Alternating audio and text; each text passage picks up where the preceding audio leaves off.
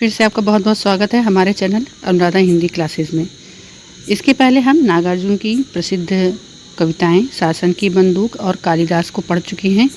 आज अगली कविता पढ़ते हैं, बादल को घिरते देखा। बहुत ही बेहतरीन कविता। संपूर्ण कविता में मानवीय अलंकार हर जगह दिखाई दे रहा है। कविता का संक्षिप्त परिचय देख लेते हैं, फिर कविता को पढ़ते हैं। यह कविता नागार्जुन की कालजयी रचना युगधारा में संकलित है। ये विशेष ध्यान देना है, जो कि एक काव्य संग्रह है। 1953 में यह प्रकाशित हुआ था। नागार्जुन स्वभाव से घुमक्कड़ प्रवृत्ति के व्यक्ति थे। वह कहीं एक जगह टिककर नहीं रहा करते थे। नागार्जुन जगह जगह भ्रमण करते, उस यात्रा को जी भर कर जीते थे। उन्हीं के अनुभवों को अपनी कविता का अंग बनाते थे। यह कविता उन्होंने अपनी मानसरोवर यात्रा के दौरान निर्मित स्मृतियों को आधार बनाकर लिखी है। ये मोस्ट इम्पॉर्टेंट है कि यह कविता कब लिखी थी, तो मानसरोवर की स्मृतियों को, और इसका रचनाकाल 1951 है। बादल को घिरते देखा कविता में कवि ने वहाँ के सूक्ष्म जो अनुभूतियाँ ग्रहण की थी, उसी की यहाँ पर अभिव्यक्ति की है। प्रारंभ करते हैं। पहला ही पद है, अमल धवल गिरी के शिखरों पर बादल को घिरते देखा। छोटे छोटे मोती जैसे उसके शीतल तुहिन कणों को ज्ञान सरोवर में उन स्वर्णिम कमलों पर गिरते देखा। तो यहाँ पर देखिए पुनरुक्ति प्रकाश लिखा है। छोटे छोटे जो शब्द आए हैं उसमें पुनरुक्ति प्रकाश अलंकार है। कमलों पर गिरते देखा, बादल को घिरते देखा। तुम हिमालय के कंधों पर छोटी बड़ी कई झीलें हैं।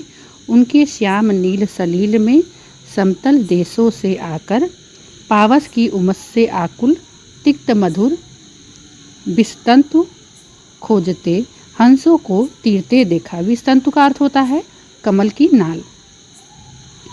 बादल को घिरते देखा। अब यहाँ पर प्रसंग देख लेते हैं। इन पंक्तियों में कवि ने हिमालय पर्वत की अनुपम शोभा का चित्रण किया है।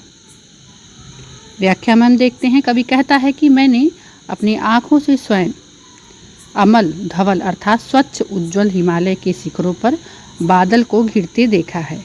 ये बादल मानसरोवर के सुनहरे कमलों पर छोटी छोटी ओस की बूंदों के समान जब बरस रहे थे, तब वहाँ ओस की छोटी छोटी बूंदें साक्षात मोतियों के समान चमक रही थी।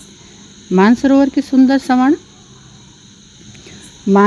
सुंदर स्वर्ण कमल पुष्पों पर ये मोती के समान गिर रही थी। आशा यह है कि सुनहरे कमलों पर पड़ी हुई मोती जैसे छोटी छोटी ओस की बूंदें बादल की ही देन हैं।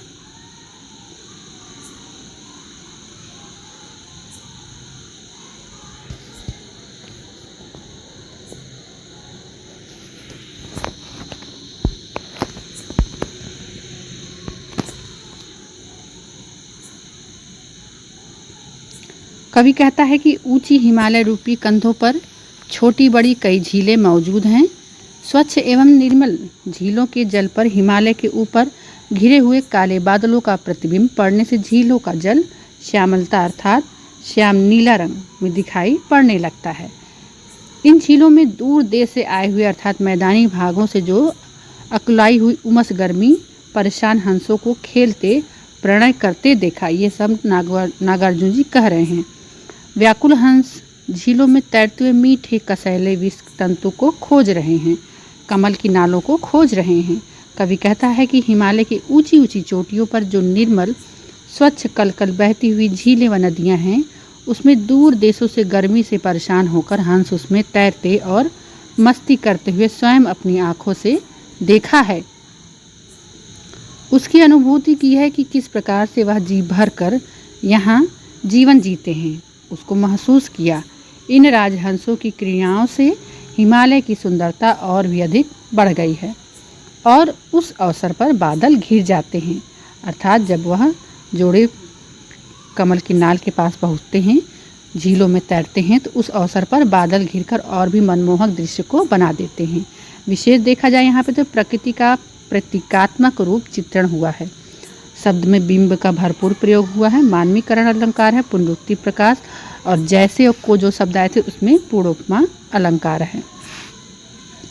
माधुर्य गुण हर जगह विराजमान है। बादल के कमल व कठोर रूप का संपूर्ण वर्णन यहाँ किया गया है। दूसरा पद देखते हैं। ऋतु बसंत का सुप्रभात था। यहाँ ध्यान देना है, कौन सी ऋतु थी? तो बसंत की ऋतु थी। मंद मंदर था, अनिल बह रहा था, बाला रुड़ की मृदु किरणें थी, अगल बगल स्वर्णाभ शिखर थे। एक दूसरे से विरहित हो, अलग अलग रहकर ही जिनको सारी रात बितानी होती, निशा काल से चीर अभिशापित बेबस उस चकवा चकई का बंद हुआ क्रंदन। फिर उनमें उस महान सरोवर के तीरे शैवालों की हरी दरी पर प्रणय कलह छिड़ते देखा, बादल को घिरते देखा। दूसरे पद का प्रसंग देखते हैं। प्रस्तुत पंक्तियों में कवि ने हिमालय की प्राकृतिक सुषमा के साथ हिमालय पर स्थित सरोवर के किनारे रहने वाले चकवा चकवी की विरह वेदना बताई है कि किस प्रकार से वह रात में अलग हो जाते हैं और दिन में मिल जाते हैं। व्याख्या देखते हैं। कवि कहता है कि बसंत ऋतु की सुबह है। यह विशेष ध्यान देना। अगर पूछ लिया कि बादल को घिरते देखा कविता का प्रारंभ किस ऋतु से होता है, तो बसंत ऋतु से होता है। मंद मंद हवा बह रही है। सूर्योदय की प्रथम मृदु किरणें जो हैं, सूर्योदय की प्रथम जो किरणें हैं उसकी प्रथम लाली होती है, वह शिखर पर पड़ते ही स्वर्ण कलश की अनुभूति करा रही है। जब पहाड़ों पर सूर्य की किरणें पड़ती हैं तो ऐसा ही जान पड़ता है कि पूरे पहाड़ स्वर्ण कलश हो गए हैं। कवि कहता है कि मैंने उस समय उन चकवा चकवी को भी देखा जो किसी पूर्वकालीन शाप के कारण रात्रि में मिल नहीं पाते और एक दूसरे से दूर रहने के लिए बाध्य होते हैं। एक दूसरे के वियोग में वे संपूर्ण रात्रि विलाप करते हैं, परंतु प्रातःकाल होते ही वे एक दूसरे से मिल जाते हैं। संपूर्ण रात्रि एक दूसरे से बिछड़ने से उत्पन्न दुख एवं प्रलाप अब उनके मिलने में समाप्त हो गया है। रात भर के वियोग अब मिलन से मानसरोवर में शैवाल की हरी बिछी हुई काई दोनों की प्रणय कला अर्थात मान मनुहार की शुरू हो गई है, जिसे कवि ने बादल घिरने के उपरांत स्वयं देखा। तो यहाँ पर इनका अज्ञात प्रेम लक्षित होता है, जो आपको विशेष तौर पे बताया गया है। और मंद मंद में विप्सा अलंकार है, अगल बगल में पुनरुक्ति। प्रकृति का जो प्रतीकात्मक रूप प्रस्तुत किया गया है, प्रतीकात्मक रूप यहाँ पर चित्रण भी किया गया है। शब्द में बिंब का प्रयोग किया गया है। तत्सम शब्द प्रधान यह पद है, भाषा सरल है, मानवीय अलंकार भी यहाँ पर प्रयुक्त हुआ है। तीसरा पद देखते हैं। दुर्गम बर्फानी घाटी में 7 फुट ऊंचाई पर अलख नाभि से उठने वाले निज के ही उन्मादक परिमल के पीछे धावित होकर तरल तरुण कस्तूरी मृग को अपने पर चिढ़ते देखा, बादल को घिरते देखा। प्रसंग है। प्रस्तुत पंक्तियों में कवि ने नागार्जुन की हिमालय की बर्फीली घाटियों में विचरण करते हुए कस्तूरी मृग का मनमोहक चित्रण प्रस्तुत किया है। व्याख्या देखते हैं। कवि कहता है कि दुर्गम बर्फानी जो हिमालय घाटी है, सैकड़ों हजारों फीट की ऊंचाई पर दिखाई न दे उसकी मृग नाभि से उठने वाले निज उन्माद सुगंध के पीछे प्रभावित होकर मृग को भागते खोज करते देखा है। अर्थात कवि कहना चाहता है कि मृग की नाभि में कस्तूरी का वास होने के पश्चात भी वह मृग उस कस्तूरी की सुगंध से मोहित होकर उसे प्राप्त करने के लिए इधर उधर दौड़ने लगता है, परंतु वह उसे कभी प्राप्त नहीं कर पाता तथा इसका कारण वह स्वयं पर खींचने लगता है। इस तरह मैंने जीवन रूपी आकाश पर मुग्धता के अनजाने बादलों को घिर घिर आते अनुभव किया है, अपनी आँखों से देखा है। कि कवि का तात्पर्य यहाँ पर देखिए क्या है कि यहाँ उन सभी लक्ष्य विहीन मनुष्यों की ओर संकेत करता है जो सही निर्णय लेने में असमर्थ हैं तथा अपनी असफलता पर खींच जाते हैं। तो सही समय पर सही निर्णय लेना चाहिए। आप हमारे चैनल पर नए हैं, चैनल को जरूर सब्सक्राइब करिएगा। विशेष तौर पे देखते हैं कोमल कांत शब्दावली का प्रयोग हुआ है, कस्तूरी सुगंध की खोज का सादृश्य वर्णन हुआ है। ये देखिएगा, सादृश्य वर्णन हुआ है। शब्द बिंब का प्रयोग है, मानवीय अलंकार है, रूपक भी है, उपमा भी, अनुप्रास का भी प्रयोग है, भाषा तत्सम प्रधान व खड़ी बोली है। चौथा पद है बहुत ही अच्छा, कहाँ गया धनपति कुबेर वह। ये इम्पॉर्टेंट पद है, ये परीक्षा में पूछा भी जाता है। कहाँ गया धनपति कुबेर वह, कहाँ गई उसकी वह अलका। नहीं ठिकाना कालिदास के व्योम प्रवाही गंगा जल का, ढूंढा बहुत परंतु लगा क्या मेघदूत का पता कहीं पर। कौन बताए वह छाया में बरस पड़ा होगा ना यहीं पर।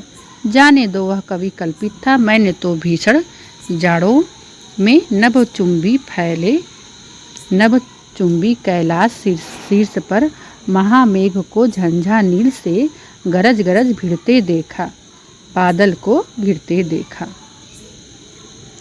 बहुत ही अच्छी यह पद। प्रसंग में देखते हैं, प्रस्तुत पंक्तियों में कवि ने सुख दुख और समृद्धि और जीवन में आने वाली परिस्थितियों का कविता के माध्यम से चित्रण किया है।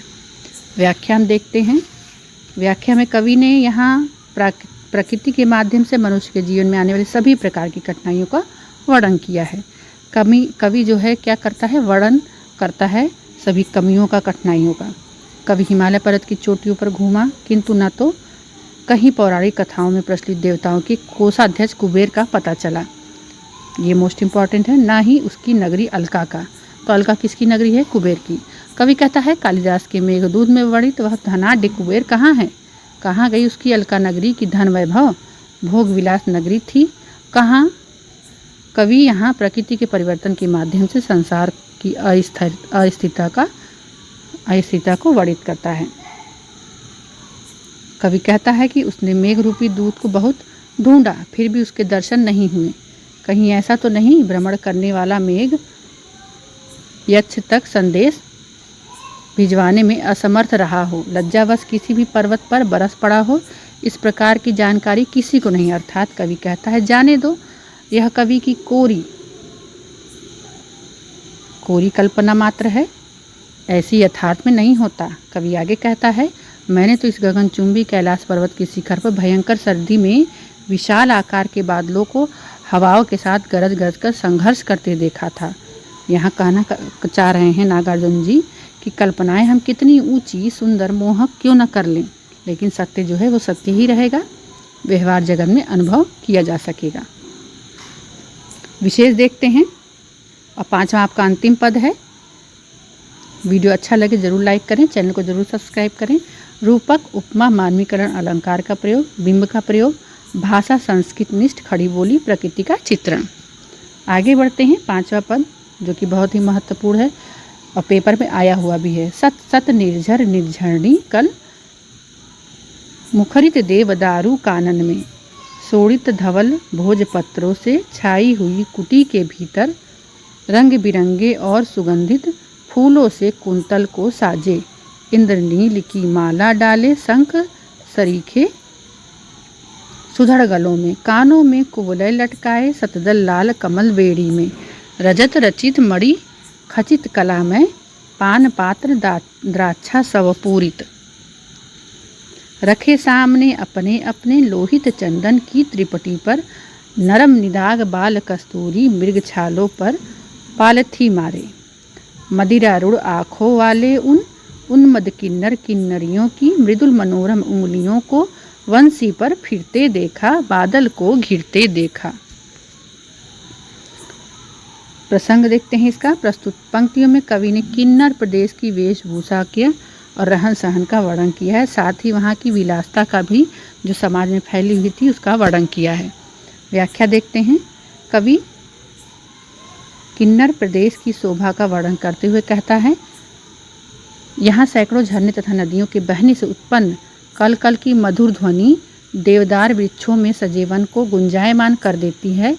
लाल श्वेत भोज पत्रों से बनी कुटियाओं में किन्नर और किन्नरियाँ जोड़े इन वनों के मध्य विलासमय क्रीड़ा करते हैं।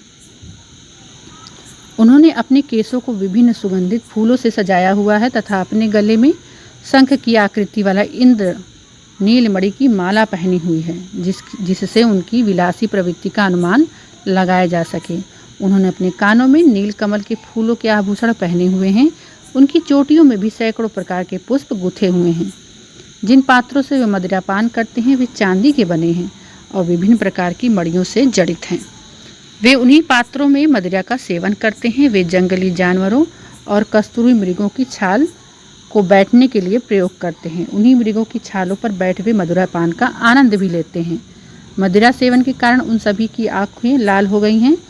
इसी उन्माद में वह मधुर स्वरों में वंशी की तान छोड़ने लगते हैं। कवि कहता है कि हिमालय के क्षेत्र में वनों में किन्नर और किन्नरियों की मस्तियों में झूमते तथा आकाश में जो बादलों के घिरने को मैंने देखा है, बादल को घिरते देखा है। विशेष देख लेते हैं। हिमालय की प्राकृतिक छटा का वर्णन हुआ है। जो किन्नर प्रदेश था और वहाँ की किन्नर और किन्नरियाँ थी, उनकी शोभा का वर्णन हुआ है, उनके अलंकारों का वर्णन हुआ है। अनुप्रास, उपमा और पुनरुक्ति प्रकाश यहाँ पर दिखाई पड़ा है। वर्णनात्मक और विचारात्मक पूरी भाषा शैली इसकी है। इस प्रकार से बादल को घिरते देखा कविता संपूर्ण हुई। अच्छा लगे ज़रूर लाइक करें, कमेंट करें। बहुत बहुत धन्यवाद। चैनल को ज़रूर सब्सक्राइब करें। मिलते हैं नागार्जुन की अगली कविता के साथ।